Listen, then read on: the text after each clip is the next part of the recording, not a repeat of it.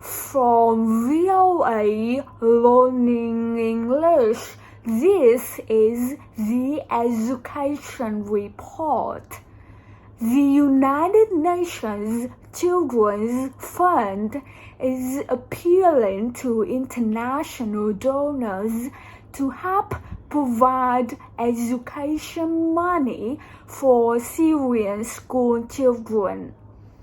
Safe places to learn, teachers, and supplies are all lacking, and almost 2 million young Syrian students have dropped out of school.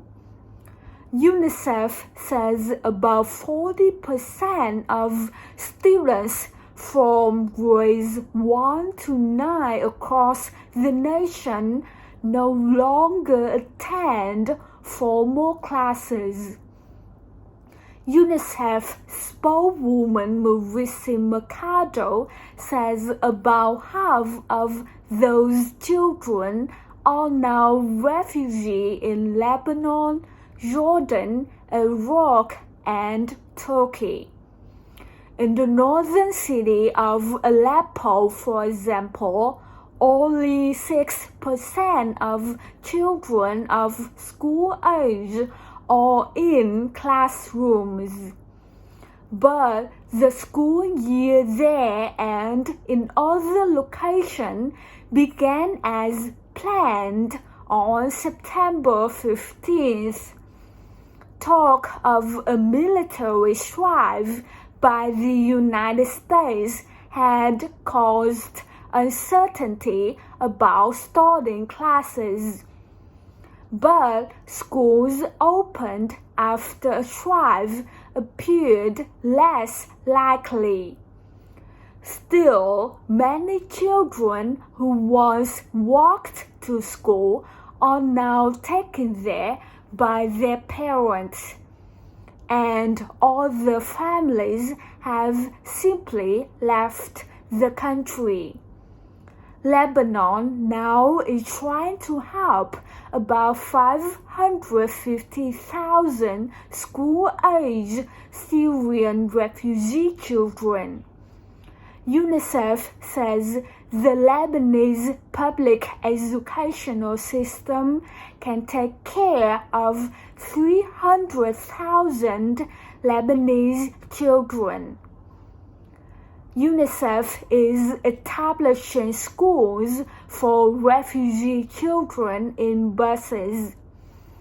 In Jordan, UNICEF says about 2/3 of 150,000 Syrian school-age children are not in school. In Iraq, UNICEF says 9 out of 10 Syrian refugee children are out of school. Inside Syria, Ms. Mercado says the educational system has been torn apart. Both UNICEF and the Syrian government says about 3,000 schools have been damaged or destroyed. For VOA Learning English, I'm Alex Villarreal. From VOA Learning English, this is the Education Report. Kit Penn Alley is a non-profit organization that holds songwriting workshops for students across the United States. The organization recently visited school in the Anacostia area of Washington. The children presented a concert with the help of songwriter and recording artist Paul Weisler. He established Kit Penn Alley in 1999. Since then, he has worked with more than 35,000 students and produced more than 2,200 songs. He says the power of music can teach children skills they might not learn in school. He believes the American educational system is focused too much on standardized tests designed to measure knowledge. But Paul Weisler says we now live in a creative economy. He says his group is trying to inspire children to be creative. An all-elementary school in Anacostia area of Washington, 95% of students come from poor families. Marlon Ray is the school's dean of students. He says some of the children have difficult lives, but he says these kids still want to strive for greatness. Jonna Turner is director for a program at the school. She says the 4th and 5th grade students are often focused on more than school. Some have to help their families or live in homeless shelters. A shooting took place in April directly in front of the school. No one was injured, but the incident affected the whole community.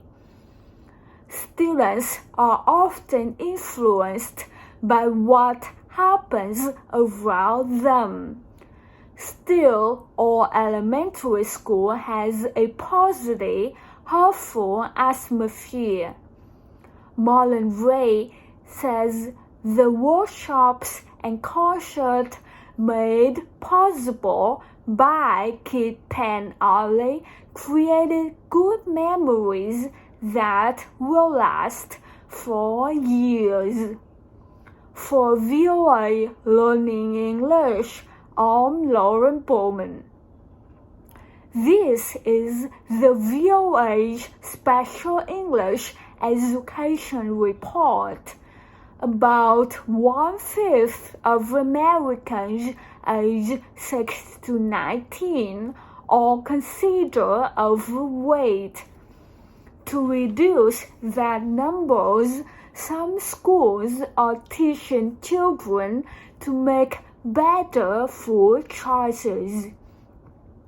The E.W. Stokes Public Charter School in Washington has started to include food topics in its 3rd grade math and English programs.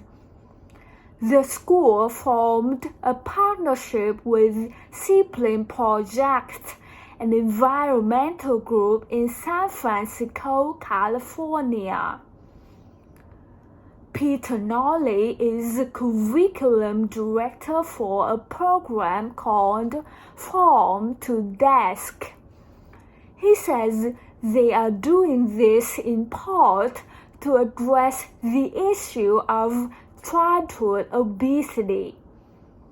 He says one of the main components of our program is our belief that if kids are exposed to positive and healthy messaging about food throughout the instructional day, that has the most potential to impact long-term change.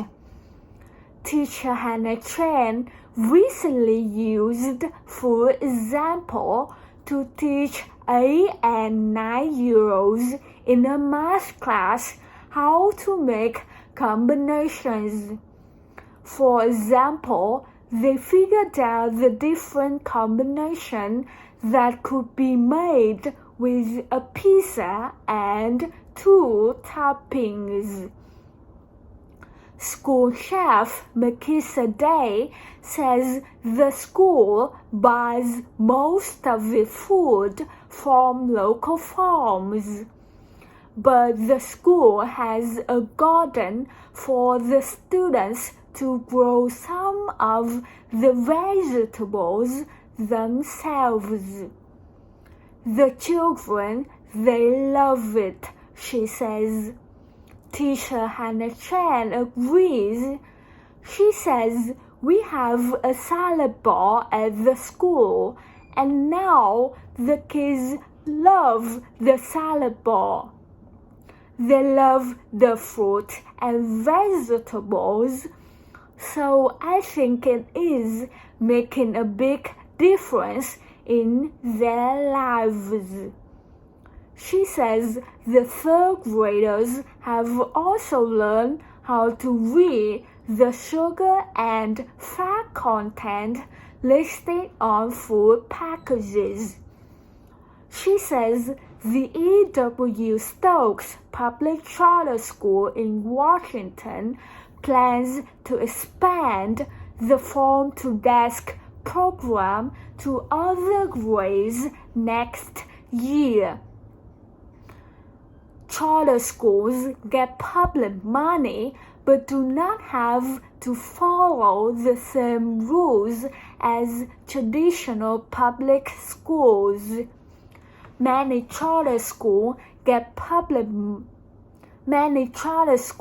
have specialized area of study, like Environmental Charter High School near Los Angeles. Students learn the importance of protecting the environment. Vigo Estrada says he used to be the type of person who threw trash on the street. But now he has done things like clean up beaches and teach elementary school students about the importance of water conservation. He says he now knows that going green actually is a really serious topic. Students learn from teachers and outside experts, like the owner of an environmentally friendly business. They also learn how to prepare a business plan that they can use to help pay for college. For VOA Learning English, I'm Caroline Pusuti. From VOA Learning English, this is the Education Report. Imagine you are a student in Mexico and your teachers asks you to write a report about the country's ancient Aztec civilization. You now can do your own research on the subject through the World Digital Library, or WDL. One of the 8,000 items listed on this website is the general history of the things of New Spain. It was written in the 16th century by a member of a Roman Catholic religious order, Friar Bernardino Sahagún, lived in what is now Mexico. He liked many qualities of the Aztec and wrote 13 books about them in Spanish and Nahuatl, the Aztec language. The books are stored in Florence, Italy, but you can read every page and see every pictures with the word digital library. The library has at least one item from every member countries of the United Nations Educational, Scientific and Cultural Organization, or UNESCO. UNESCO and the U.S. Library of Congress launched the WDL in 2009. Since then, more than 25 million people has visited part of the collection. The library provides free access to thousands of objects of cultural and historical importance. Library is looking for information about Arabic and Islamic science, says Musa Marawa. He is a WDL researcher who works on all of the library documents in Arabic. Arab countries and their libraries are strong supporter of the World Digital Library. Mr. Marawa says the library shows the United States as a partner in an area other than military or security matters. The library also is helping countries make electronic copies of their documents so that they are available to computer users around the world. For VOA Learning English, I'm Alex Villarreal. From VOA Learning English, this is the Education Report. Teachers and parents usually call attention to the pictures when they read storybooks to preschool children. But study published in 2011 suggests that calling attention to the words and letters on the page may help a child's reading. The 2-year study compared children who were read to this way in class with children who were not.